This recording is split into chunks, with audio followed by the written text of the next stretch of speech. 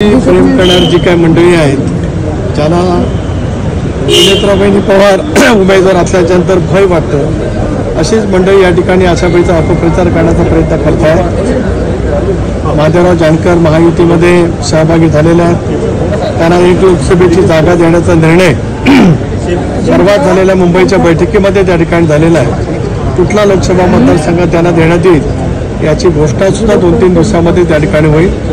राष्ट्रवादी काँग्रेस पक्षाच्याकडे आज आता आमच्या महत्त्वपूर्ण बैठकीमध्ये मी आज राष्ट्रीय अध्यक्ष दादांच्या जवळ चर्चा करणार आहे. त्याच्यामुळे काही उमेदवारांच्या संदर्भामध्ये घोषणा केव्हा करायची या बाबतीमध्ये सुद्धा आज या बैठकीमध्ये चर्चा त्या ठिकाणी होईल. साहेब, सातारा नाशिकच्या जागेची काय अदलाबदल होणार अशी शक्यता आहे? सर्व शक्यता त्या ठिकाणी असू शकतात. अमितभाई शाह यांच्याजवळ बैठक झाल्याच्यानंतर राज्यामध्ये 48 लोकसभेच्या जागांना सामोरं जात असतानाच 45+ आमच्या सर्वांचं उद्दिष्ट आहे. त्यामुळे राज्य पातळीवरती सर्वच तिन्ही पक्षाचे वरिष्ठ नेते, घटक पक्षाचे नेते एकत्रितपणे बसून आम्ही त्या संदर्भातला अंतिम निर्णय त्या ठिकाणी घेतो. आज आढळराव पाटील पक्षप्रवेश करतायत, त्यांना उमेदवारी जाहीर होईल.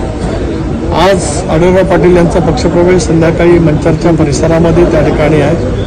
स्वाभाविकपणाने त्यांच्यासारखा एक वरिष्ठ सहकारी ज्याने 3 वेळेला त्या मतदारसंघाचं नेतृत्व केलेलं आहे, त्या संदर्भातला सुद्धा निर्णय आज राष्ट्रीय अध्यक्ष आणि आम्ही सर्व मंडळी एकत्रितपणे बसून त्या ठिकाणी करणार आहोत.